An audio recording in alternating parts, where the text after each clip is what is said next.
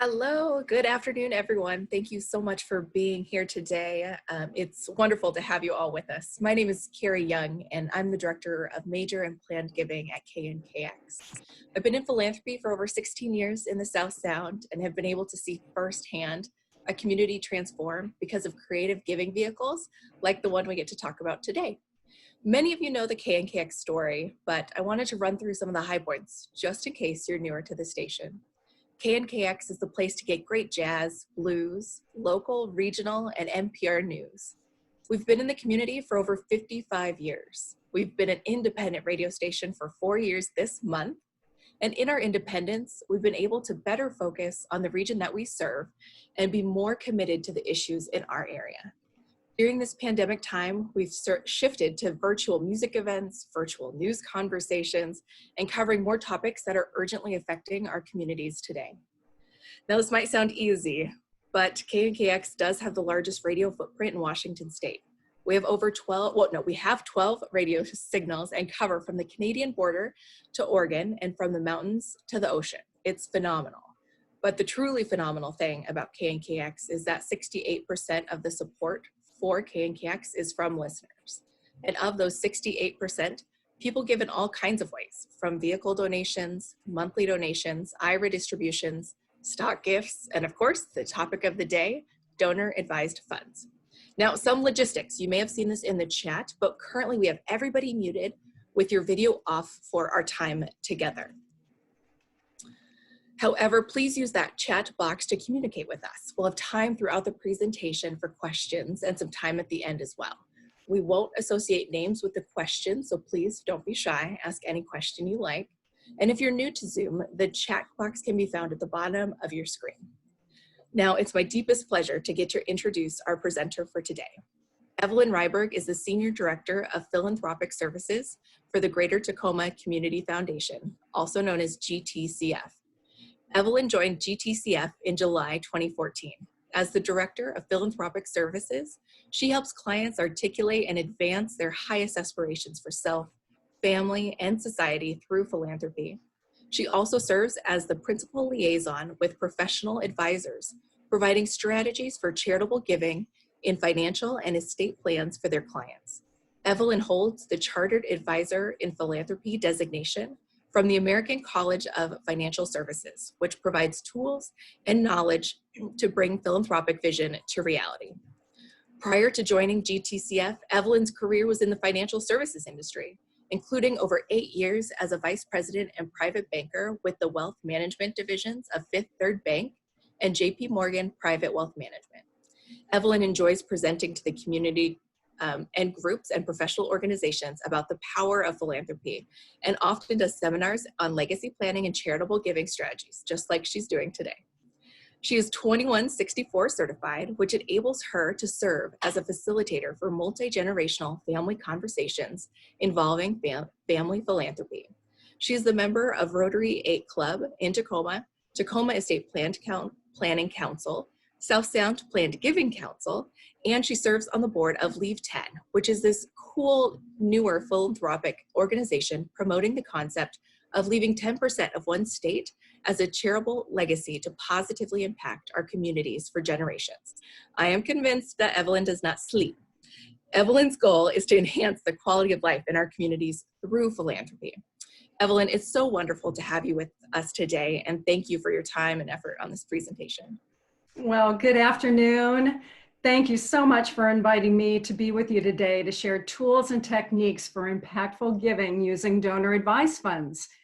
We appreciate KNKX hosting this program and providing wonderful educational opportunities to help build a stronger community. And thank you to the listeners and supporters who are on the call today to learn with us. Why are we even talking about DAFs today? In light of all the challenges that we are facing, philanthropy is playing a very important role in supporting the needs of our community. Donor advised funds are really stepping up to the challenge of funding urgent needs and important causes. At GTCF, Greater Tacoma Community Foundation, our DAF fund holders have been actively funding many local organizations, including KNKX. DAFs have been around for many years, as far back as the 1930s in some form, but they have really grown in popularity over the past 15 years. In an annual study done by the National Philanthropic Trust, it shows that DAFs have grown 55.2%, from 469,000 accounts in 2017 to 728,000 accounts in 2018.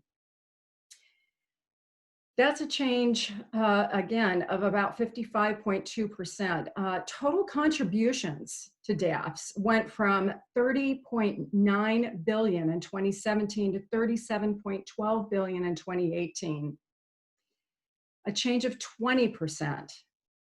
Grant dollars going out the door to charitable organizations from DAFs also increased, going from $19.7 billion in 2017 to $23.4 billion in 2018.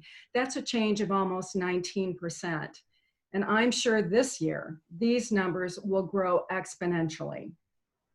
With this growth brings the potential for greater philanthropic impact, and that's why we're here today.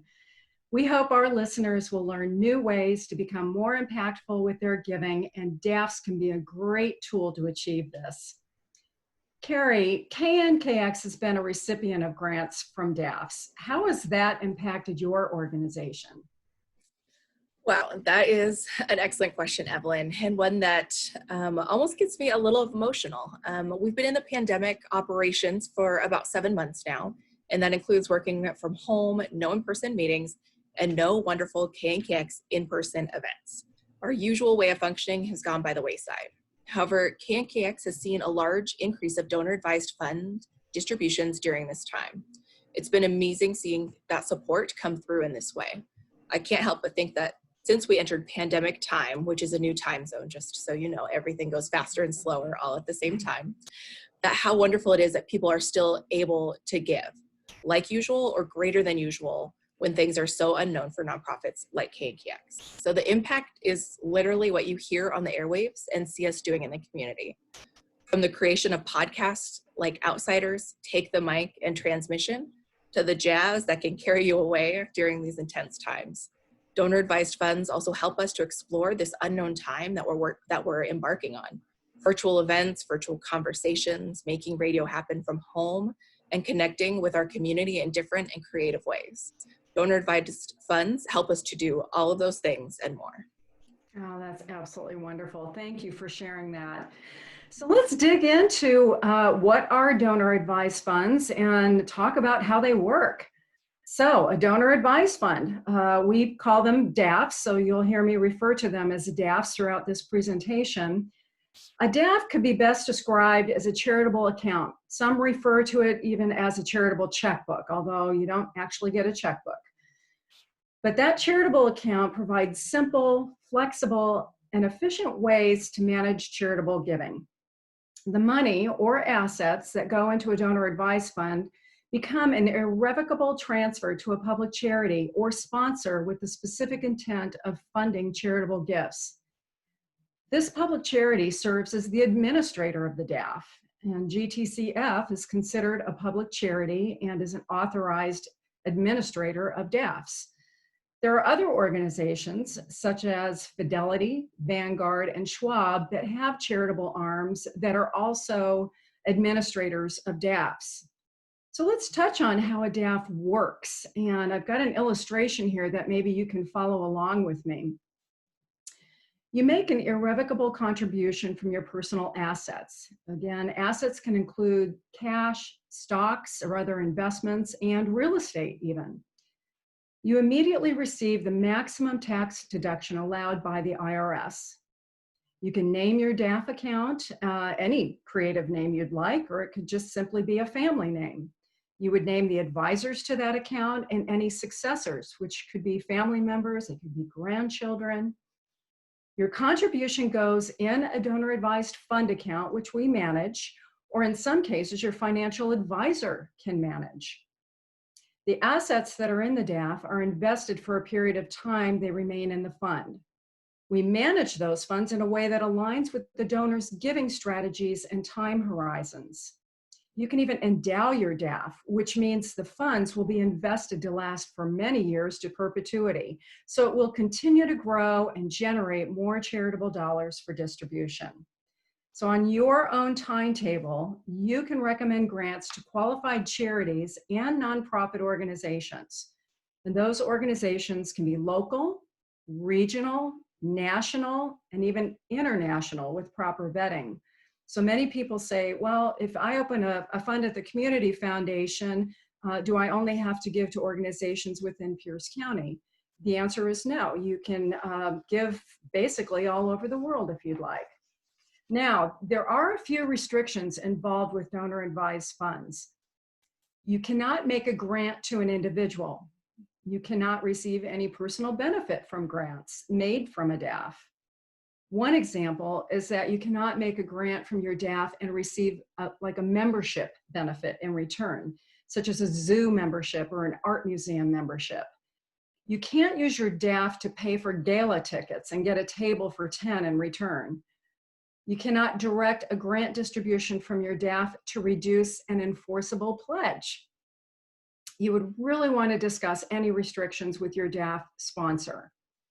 You can add to your fund at any time, and your grant distributions can be done over time. So we do encourage donors to distribute their funds and not let them become stagnant. After all, the funds are meant to be distributed for the benefit of the community. So we want to get those dollars out there doing good as quickly as possible. Evelyn, I know that that's true, and especially in times like these, we want to make sure that people are doing what they can when they can, and this is a vehicle that helps them do that regardless of what and where their income is at right now. But I did have a couple of questions for you that we frequently get, so I'm wondering if we can run through two of them. And the first one is, why would someone consider establishing their donor advised fund with the Greater Tacoma Community Foundation instead of one of the larger organizations like Fidelity or Schwab? And they are wonderful organizations. However, most people appreciate the concierge service that they get from working directly with our philanthropy staff. We really try to build a close relationship with our fund holders. They also appreciate the connection we have to our community and the knowledge we have of community needs. That's really important to many of our fund holders. As a matter of fact, we recently had a donor establish a fund with us because she didn't feel as connected to the community by having her DAF with a larger commercial firm. You had another question, I think. I do have another question. I was just going to say that's great, and it's amazing that people have options. I mean, whatever option feels right for you is definitely the one, but I love hearing about that concierge service style that GTCF has. A second question that comes up frequently is, wouldn't a nonprofit appreciate getting a gift directly from the donor rather than a donor advised fund? Well, really the nonprofit is getting the gift from their donor. It's the donor who's making the recommendation. It just happens to be that the donor has chosen to use the DAF as their preferred giving vehicle. But the check does get distributed from the sponsoring organization. So it might look like they're getting it, indirectly, but it's coming from the heart of the donor. And so, the nonprofit should still steward their donor the same way they always have. I will point out that there are some cases where a donor may prefer to grant anonymously, and I'll touch on that a little bit later. I think that's perfect. Thank you for answering both of those questions. And I can say from a nonprofit side, a check coming in the mail is a check coming in the mail. So we are thankful and grateful for whatever vehicle it is that a donor decides to use and meshes well with their philanthropic vision and desire for impact and change.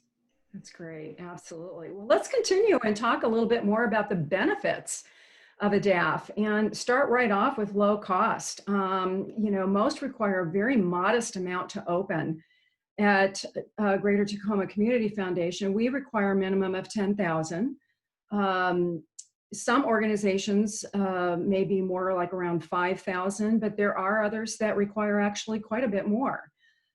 There is an administrative fee that's typically very low. It can range anywhere from 0.5% to maybe 1.5%. Ours starts at 1.5%, but it is a stepped fee. Once you average it out, it does become very competitive. And then, of course, later I will talk a little bit more about that fee and then talk about how it really can benefit the community. But usually the larger the fund balance, the lower the fee. That's another thing to take into consideration. So let's talk a little bit about flexibility and ease of use. DAFs are so easy to set up. In most cases, they can be set up in a couple of days. They're easy to use. Most DAF platforms, including ours, can be accessible online. So you can see your account anytime and make grants at your convenience. Some fund holders run into situations where they're just not ready to distribute their funds. They may not have a giving strategy in place or done research on organizations they want to give to. So one of the big advantages of a DAF is there's no requirement to immediately grant out the money. You know, fund holders can make their grants at any time and take their time with it, and then you can grant to your favorite charities regularly or change them up. No administration is a big benefit. You're relieved of all administrative work as GTCF handles distributions, including the vetting of the grantee organizations, and we do all the record keeping. So let's touch on community knowledge.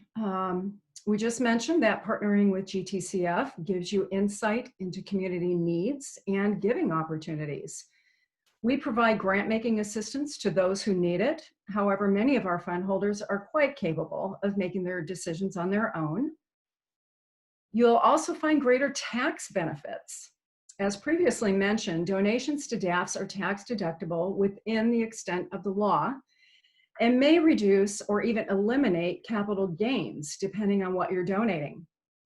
Due to a recent tax law change involving the increase in standard deduction, many donors have cut back or even stopped making donations because they don't get the deductions depending on their situation. So some fund holders are using their DAFs to bunch contributions. That's a new term out there. It's bunching contributions in order to exceed the standard deduction. It'll allow them to itemize. Then you pace out your grants to your favorite nonprofits over time, thus allowing for a tax benefit and the ability to support important causes. There are also tax reporting efficiencies created by giving to one fund like a DAF. You make your initial contribution and subsequent contributions into just one fund instead of writing multiple checks to multiple organizations. It offers simpler tax reporting, and tax accountants should love them because they don't have to search for donation receipts from multiple organizations. They just need to look at the DAF statement and it tells them all they need to know. Privacy. Grants can be made anonymously to protect your privacy. And that helps with, protecting from fundraising appeals. And that's very important to some of our fund holders. And DAFs are an excellent alternative to a private foundation. Private foundations can be very complicated and costly to set up and maintain. Most require several $million to make them worth the effort. They require a board and a staff to manage them. They require a payout of 5% annually, and there are tax filings that must be done. You cannot grant anonymously, and so a DAF provides an excellent alternative. For those who already have a private foundation, you may find having a DAF to be a good supplemental giving tool. It'll offer extra grant-making flexibility, and I've often heard to them, refer to them as sidecar DAFs. Often a family member associated with a private foundation will establish their own DAF outside of the foundation to allow them to do more personalized grant making that does not have to be in line with the mission of the foundation. So, I think we've covered a lot now. Let's have some colored commentary and bring some of these concepts to life and invite a new guest to this conversation. That is wonderful, Evelyn, and the information you've provided is Phenomenal. We are so thankful for this. We do have some questions coming into the question box, but if you have them, please let us at them. We'll pause in a couple more slides and get to answering some of these questions you have. But the person that I have the absolute pleasure of getting to introduce you to is one of our Community Advisory Council members. Frank and his wife have supported KNKX for the past 19 years. When they began supporting KPLU at the time, they were living in Lake Tapps, and they continued to support the station as they moved to Seattle in 2010. Frank has a very intentional approach to philanthropic giving and utilizes a donor-advised fund through Vanguard for their support of great nonprofits. It's been exciting to learn about his strategy and from him. Frank, do you mind sharing with us about how you started your donor-advised fund and why that was the giving vehicle that you and Dee Dee decided on? Well, yes, back in 2006, I was an executive at a education technology firm, and I had a good year. So I had some unexpected income, but we wanted to give it to charity, my wife, Dee Dee, and I, but we had no idea who to give it to or how to give it. And we were almost panicking, to be honest with you, because we wanted to make sure it was being given intelligently. And it's, as anybody will tell you, it's hard to give away something intelligently. It's easier just to dump it out there. So we read an article in a magazine called Smart Money, which was around then. They talked about donor advised funds, and we figured that made sense. We'd start a donors advised fund. We'd park the money there while we figured out the best way to donate it over time. And we were, and I'm sure Evelyn has a wonderful organization. We at the time went to Vanguard because at that time they were one of the very few who allowed online management of funds. So, and we were already Vanguard investment clients. But that's how we got started in the first place. Oh, that's wonderful. And a really intentional way to use that bonus. I'm excited to hear that. A good outcome for panic, yes. Absolutely. I wish everybody panicked that way. If anybody on this call start panicking, you want to set up a donor advised fund, Frank knows how to guide you to those steps. Can you tell us a little bit about your strategy with using your donor advised fund? You've had it for many years now. You've been investing in it for quite some time. Can you tell us about how you grant money out and what that looks like? Well, we made a lot of mistakes over time. We're certainly not perfect. As a matter of fact, the elder sister of Warren Buffett recently passed away, and she was a well-known philanthropic figure, and she said she tried to avoid the SOB problem, which was giving to symphonies, operas, and ballets, because a lot of people give to those for the glory, not for the good. And we wanted to give to stuff for the good, and we did make a few mistakes, but now we ask ourselves or our charity a few questions. Before we start to donate or after we've given some small donations, like what's your donor pyramid look like? How many big donors do you have? How many really small ones? And what's the middle look like? How are then, at our level, how important are our donations to you? We want to know that as well. And then we kind of ask a tricky little question was, if we were to immediately double our donations, how big of a difference would this make in your mission? So that helps because we really want to give to organizations that are small enough where our donations have a real impact and they meet a real need and not just the glory of the donor. Matter of fact, I've sort of outlined some of these principles on a website I created when I was bored late last fall. And let me just show it to you right now. As Evelyn was saying, we have named our donor advised fund, the Frank and Denise Catalano Creativity Fund, because we couldn't think of anything more creative. And we put up on our site at creativityfund.org, just basically that we have a modest donor advised fund, what our priorities are, which are regional charities that promote certain things that we really like. And we want to support them beyond memberships, which would be a lower level of donation. And then of course we have KNKX prominently listed along with a number of other organizations that we support. So I think that's key is, we want to be very clear but simple and not use like spreadsheets to determine who we're going to give to. More, what are we going to do that makes sense that we can, a donation of a size that really makes an impact and helps an organization. That is wonderful. And Frank, I love that you have questions for a nonprofit to answer before you start giving to them. It makes it so intentional and really highlights where your impact can make a huge difference. And it also helps, I think, for if people were to ask questions of a nonprofit to hone that philanthropic focus and that impact. I think it's absolutely phenomenal. I think that's the last question I have for you, but thank you for being with us today, Frank. I know we're going to hear from you in a little bit on another topic, but we are so thankful for your supportive participation in the Community Advisory Council and in all the ways that you support KNKX. We're glad to be supporters of KNKX, even if we occasionally slip and still call it KPLU. I know. Well, we have a swear jar. Most people don't know this, but we have a little swear jar in the newsroom. And so if you say KPLU on the air, you have to put money in the jar. So since you did it and now I did it, we both owe some money. I need to send you a check. I know. Okay. Yep. All right. Now back on over to Evelyn for some more great information.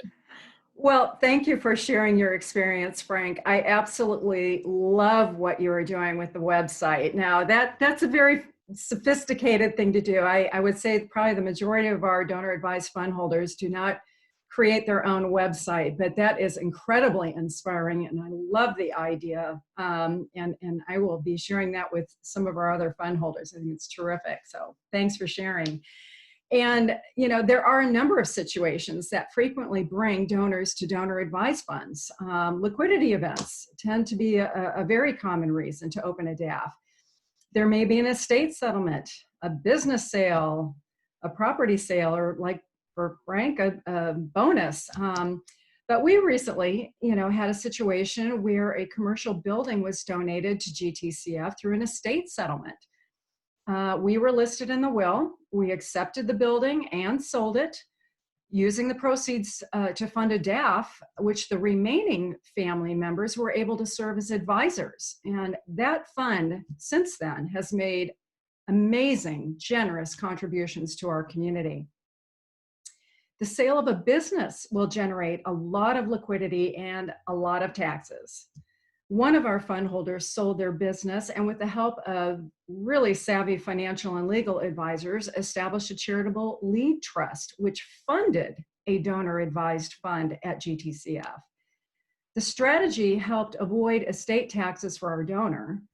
The grants from the fund have supported numerous causes, but that one experience opened many new doors to other types of giving opportunities for this donor, such as scholarship funds and other community investments. The donor has also involved other family members in philanthropic decision-making, and it's made an amazing impact on our community. Some donors may simply no longer need or want certain assets, which they may want to avoid tax consequences. These can include real estate, LLC interests, stocks, and bonds. A DAF is a perfect vehicle to receive those assets. The charity sells the assets and the proceeds avoid capital gains and provides a tax deduction. But the biggest win, of course, is the benefit to the community. But I want to make a special point right now to our listeners that you really must work with your tax, legal, and financial advisors when deciding to make this kind of a donation to a DAF or any kind of a charitable vehicle or entity. They can be complicated transactions and have various tax or estate implications. And so you must give the asset directly to the charity and not liquidate the asset first. You also cannot have a pre-arranged sale lined up. Otherwise, you'll miss out on an opportunity to avoid capital gains taxes. And sadly, I've seen many people sell real estate or sell their highly appreciated stocks prior to making a donation, and you know, they're facing significant taxes on those gains. So when you have questions, feel free to reach out to your community foundation with regard to, you know, the best strategy to make those kind of gifts. We're happy to work with you through those situations. Do we want to take a quick pause and answer any questions or continue to move on? Yes, Evelyn, we've got a couple questions for you and then a follow-up one for Frank. So first for you, Evelyn, are the funds invested while they're held until distribution? Yes, the funds are invested, and our fund holders have a number of choices and how those funds can be invested. And again, a lot of it also depends on your time horizon for your distributions. You know, what is your strategy for giving? Some folks may have a longer time horizon, and so we have a long-term investment fund, a long-term investment portfolio. We've got a shorter-term investment portfolio. We even have a socially responsible investment portfolio, and I am going to actually touch on that in a little bit. Okay. So it is invested the whole time until distribution. Excellent. That's great to know. The second question is there a fee, like an annual fee, and are there additional fees for making additional donations? Yeah. So I did touch on the fact that there is an annual fee, and that's what we refer to as the administrative fee. So it's just the administrative fee that's charged annually. And then there are no additional fees assessed for each contribution that you make to it. So it's just a normal annual fee that you're paying on your fund. Okay, perfect. Then the last question is, can a required minimum distribution from an IRA be rolled into a donor advised fund after age 72 as like somebody can to a charity without paying taxes on those distributions? Right, right. I'm so glad that question was asked because I was hoping it would be brought up. There are some IRS oversights on these funds, and one of the regulations is that you cannot actually do a QCD, qualified charitable distribution, directly to a donor advised fund. We actually have some workarounds for our donors who are wanting to be charitable with that, and can actually set up other types of funds that can help them achieve their goals. So, but you cannot do a QCD directly to a DAF.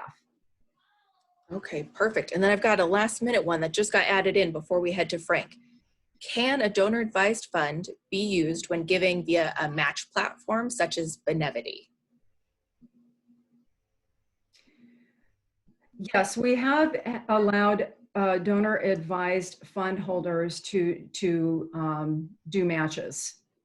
So yes, you can do a match with your donor advised fund. Okay, wonderful. Thank you for answering those, and thank you so much for putting your questions into the comments. We will have another opportunity to ask questions, so please put them in there as they're coming to your mind. I know for me, if I'm like, oh, I should ask that, if you don't write it down, it might run away from your brain. So feel free, enter it into the comment or the chat section, and we will run through them at the end of our presentation. The last question though we have is for Frank. If Frank, you can come on back with us. And the question is, what kind of impact have you seen in the community from giving through your donor advised fund?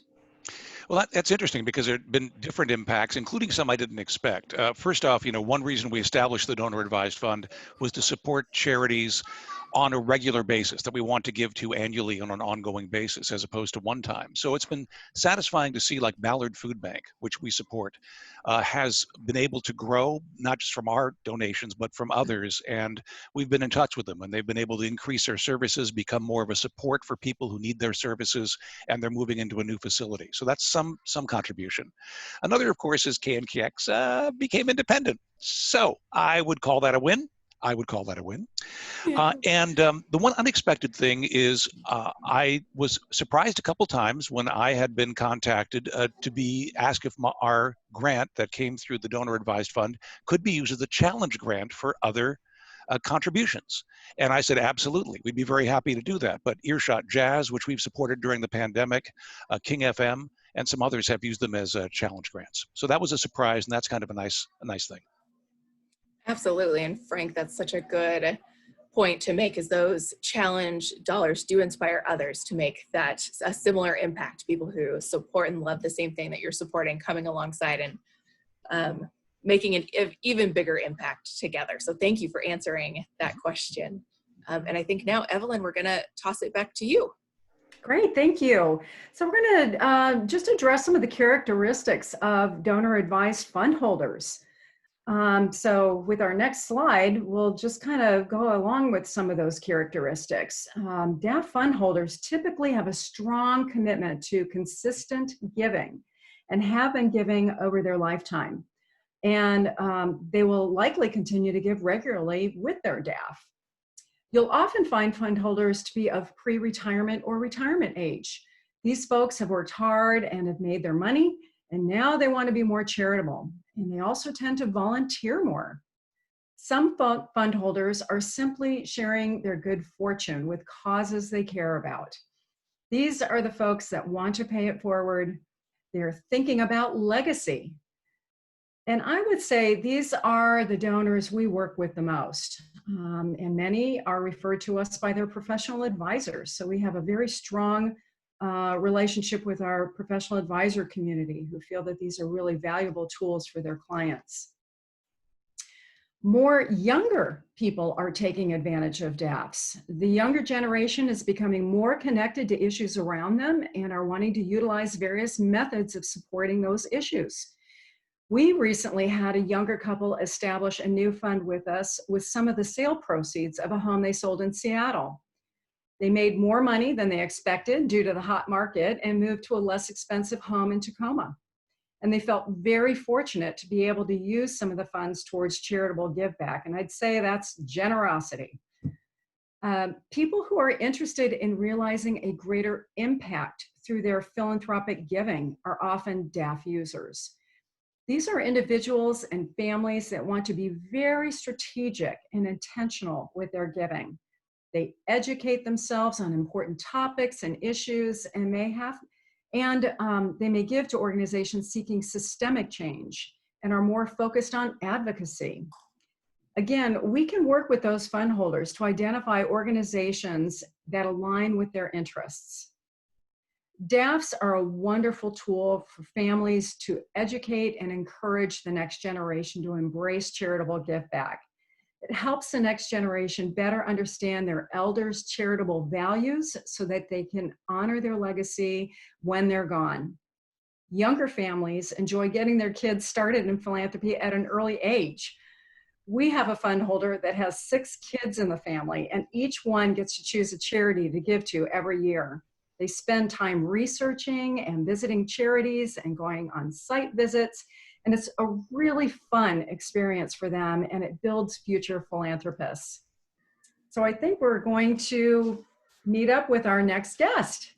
We are, and I love how you're talking about really intentional philanthropy. It's amazing, again, what that impact can be when those donations and when gifts are made in such an intentional way. I think that's absolutely phenomenal. And somebody who knows a little bit about that is our next guest, and it's somebody who actually has experience with the Greater Tacoma Community Foundation and KNKX, so a double whammy there.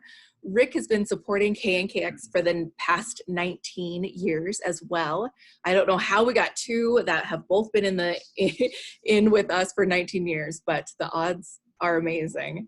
Rick also has a donor advised fund through GTCF. So he has the firsthand experience of how impactful this kind of fund can be to the community.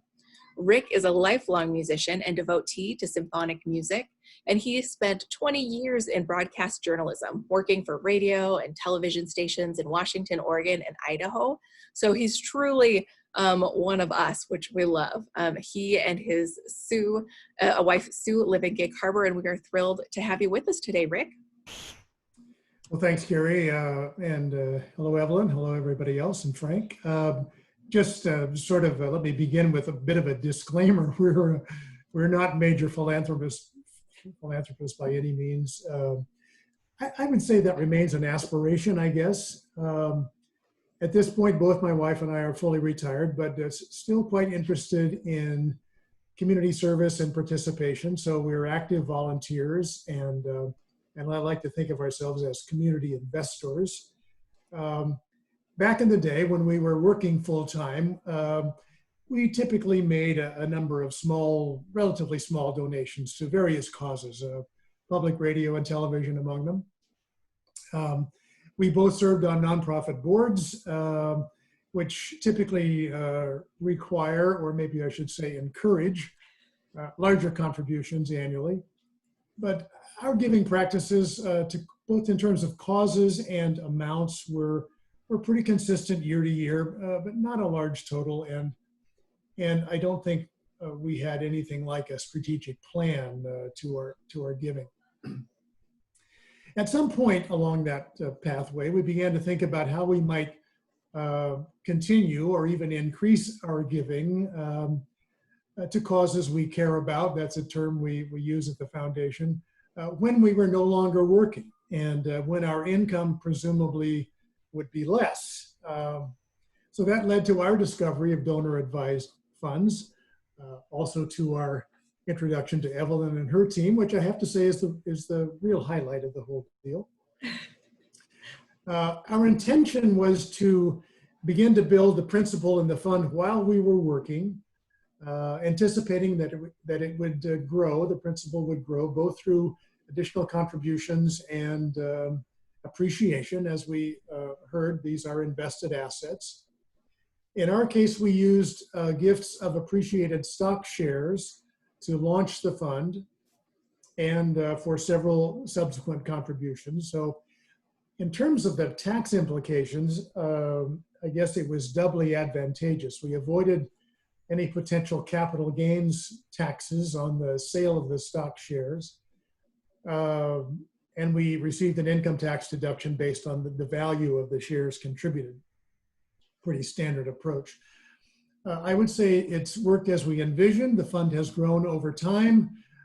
We've begun to make grant recommendations and are able to make somewhat larger contributions.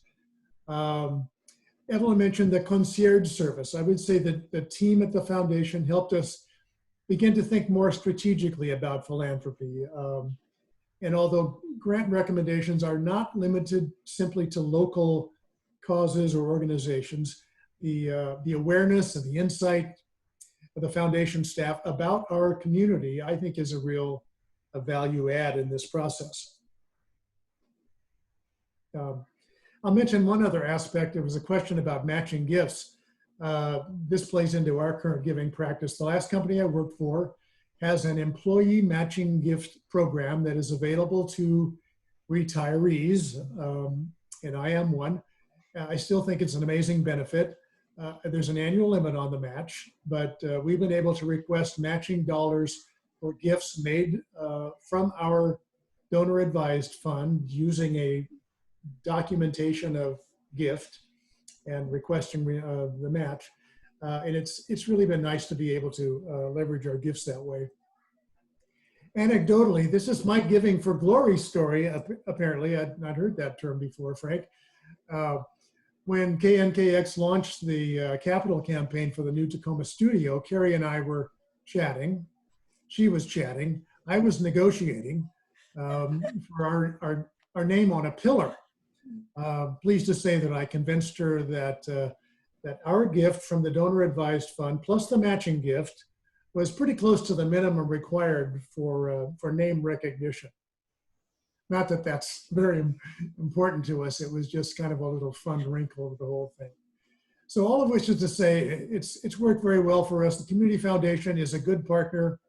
The administrative fee seems entirely reasonable to me, and I'm not a fan of managed investment accounts in any respect, but I am happy to invest in people doing great things for our community.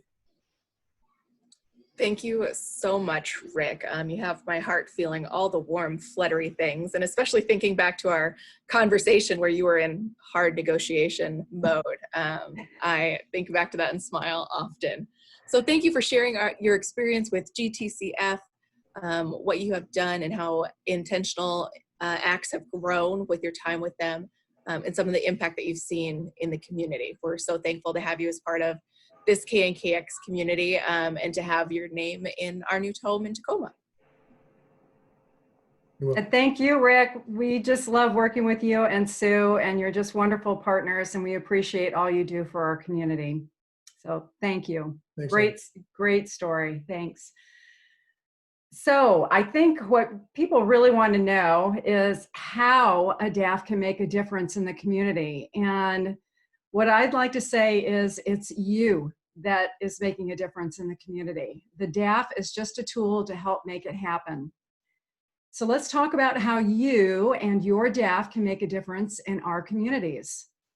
You make a huge difference when making regular charitable contributions to those organizations and causes you care about, like KNKX, who's entertaining us, informing us, and teaching us, and so much more. Regular contributions are necessary for organizational health and long-term sustainability. You can help solve a crisis. Many of our DAF fund holders supported the Pierce County Connected Fund hosted by GTCF and United Way. This fund was created as an emergency response fund to support the critical needs created by the COVID-19 pandemic. Not only at GTCF, but all over the country, millions of dollars in DAF distributions supported emergency funds these past few months and will continue to do so for several more months, if not years to come. With regard to impact, DAF fund holders tend to expand their capacity and vision for giving once they've established a DAF. As I mentioned earlier, new doors get open because fund holders have access to more information and strategies for giving. Impact investing, opportunity zones, and other types of charitable funds like scholarships or endowed funds get established, broadening one's philanthropic portfolio and community outreach. And the way DAF funds are invested can make a difference. Our fund holders have the option to invest their DAF funds into socially responsible funds, which are impact investments that have an environmental, social, and governmental screen. As a matter of fact, our SRI fund was created at the request of some of our fund holders who wanted a more environmentally and socially responsible fund. And lastly, I do want to mention that the administrative fees that we collect on a DAF are doing good as well. They support the work GTCF does throughout the community. We provide grants, education, nonprofit training, youth philanthropy, community convenings on very important issues, and so much more. So you can do good with your charitable dollars on so many levels. I know we asked a lot of questions earlier, answered a lot of questions earlier. Do we want to just continue to move forward because of time and then catch some questions towards the end? Yeah, let's do that, Evelyn. Thank you for noticing that we're running good. Okay, good. How GTCF supports our fund holders. Let's talk about that a bit. You asked why potential DAF fund holders would choose to work with GTCF over another sponsor like Fidelity or Schwab. At GTCF, our mission is to connect people who care with causes that matter. We want to assist all our fund holders on their journey of meaningful and effective philanthropy. And to do this, we have an experienced philanthropic services team to work one-on-one with our fund holders. And we have a great community initiatives team that is closely connected to the community to identify needs and make appropriate connections to resources. On this next slide here, you'll see this graphic illustrates the relationship between community and funders, which includes fund holders. GTCF bridges both community and funders together. The community voice informs funders with deep community knowledge. And it's here where those funders can provide philanthropic support in the areas they feel most connected to or where they feel the funds are most needed. The relationship is infinite. The Pierce County Connected Fund is a perfect example of how GTCF connects communities with funders and their resources, making an impact in the community. And I'd like to point out, for those of you who wish to learn more about the Pierce County Connected Fund, you can go to our website and find just a ton of information about the fund and how you can be engaged with it.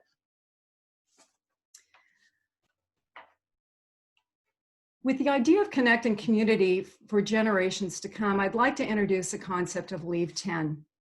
This is an initiative that is gaining traction throughout the Puget Sound region. The mission of the initiative is to build better communities and transform as many people as possible into philanthropists by educating, inspiring, and encouraging individuals to aspire to leave at least 10% of their estate to charity. If everyone, no matter how big or small the estate, considered leaving a charitable gift through their estate plan, the impact would be transformational. And it's so simple to do. Just leave a charitable bequest in your will or do a beneficiary designation, like with a retirement fund, insurance fund, or a bank account. So many people think that they are have an obligation to give everything to their kids or relatives. So consider setting aside some of your assets to those charities that have been important to you, like KNKX or like the Community Foundation. This will leave a lovely, lasting legacy and set an example for the next generation to be generous as well. You can leave a legacy with your DAF. Many of our DAF fund holders set up a memorandum of understanding with us to direct where they would like their remaining funds to be distributed. Others actually set up DAFs through their estate plan, funding it with assets from the estate, and then their children serve as fund advisors. So if you'd like to learn a little more about Leave 10, please reach out to me or go to the Leave 10 website to learn more. Carrie, you might want to say a few words about how important plan gifts are to KNKX. Yes, absolutely. And Evelyn, thank you so much for the great information that you've shared with us today. Everything from donor advice funds to even the concept of Leave 10. It's expanding what we know and how we're thinking about philanthropy and what that means for individual donors, but then as well as for KNKX. And the impact on KNKX from donor advice funds and planned and estate gifts is absolutely enormous. During these historic times, individual giving is down across most nonprofits. But we at KNKX are able to maintain and continue to do the great work because of gifts like this. They're transformative because we're quite small. A bequest gift that comes into KNKX of $5,000 or $10,000 is enormously impactful and allows us to invest in our future in Washington. I'd also love to encourage you to check out the KNKX Planned Giving webpage. It's a great resource regardless of your age or income level at this time. It can be found from the KNKX homepage, of course, but then also going to knkx.planmygift.org. And Evelyn, we've got a couple of final minutes. If we could head and answer a couple more questions, if you're ready. Absolutely. All right. The first one is, what are the first steps towards establishing a donor advised fund with GTCF? Well, thank you for asking. The first step is to reach out to me or a member of our team, and you're on the right page of this presentation because this is how you can get a hold of me. I've got my email address here, my phone number, and be happy to talk to you about your philanthropic goals and get you started on a donor advice fund. Perfect. And we can also send out contact information in a follow-up email after this event is over. So it can be as easy as clicking on her email from that email that we'll send you. The second one, is there any minimum amount for grants, a monetary amount, when you grant out to charities? Yeah, our just a minimum grant amount is $250. Okay, wonderful. And I know that that's different between different organizations. Is that correct? That could very well be. Some may require a little bit more. Wonderful. Okay. And then can you, lastly, we'll close out with this one. Can you tell me more about that bunching strategy you spoke to early on? Oh, absolutely. You know, under the current tax law, the standard deduction that can be subtracted from your taxable income without itemizing is now, you know, $12,400 for individuals and $24,800 for married couples filing jointly. So it's been suggested that you consider a bunching strategy to take advantage of these tax laws. And to do that, you are, well, maybe giving an example, just like every third year, the donor contributes to their donor advice fund with an amount equal to the total needed for 3 years. And in that year, the donor itemizes their deduction when filing their tax return. And then in the following 2 years, the donors make their charitable distributions from the donor advice fund and then claim the standard deduction on their tax returns for those years. So it's like bunching your contributions 1 year, taking advantage of the itemization opportunity, and then slowly distributing those funds over the following 2 years.